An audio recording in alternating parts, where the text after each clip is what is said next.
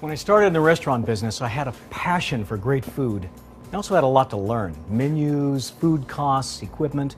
I had enough to do without figuring out how credit card interchange rates worked. Well, the good news is it's not that complex. Interchange is the fee that we pay every time we process a credit card or debit transaction.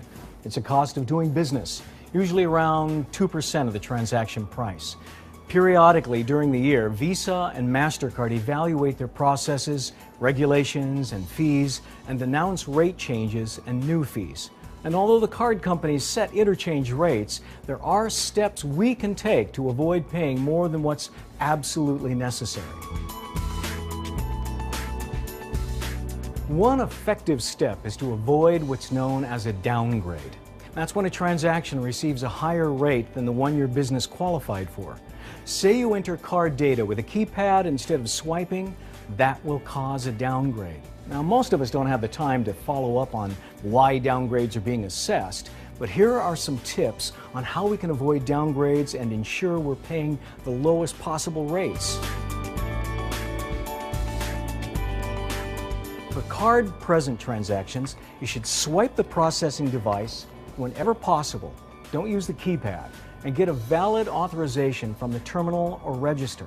Be sure to provide all original electronic authorization information at the time of settlement. Oh, and voice authorizations, those will cause downgrades. Take the time to settle your transactions daily. Don't let them pile up until the end of the week. I learned that the hard way. If your business gets a lot of commercial traffic, you should order a point-of-sale device that supports the data required to qualify for commercial interchange rates.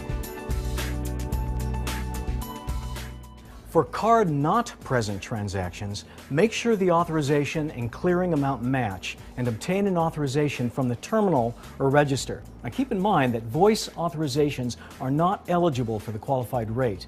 Be sure to complete an address verification and enter the customer code or order number that's prompted on the terminal. To receive the interchange qualification and be prompted for the customer code, you'll have to use a terminal that supports card-not-present transactions. And remember, the transaction date must be within 7 days of the authorization date. Be sure to train your employees on the basics in avoiding downgrades. It's also a good idea to take a few minutes each week to observe cashiers, monitor transactions, check equipment, and consider any other actions you can take to avoid downgrades.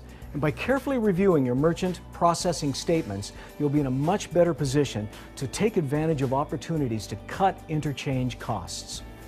So that's how you avoid downgrades and the rate increases that come with them. But how do you get the lowest possible rate in the first place?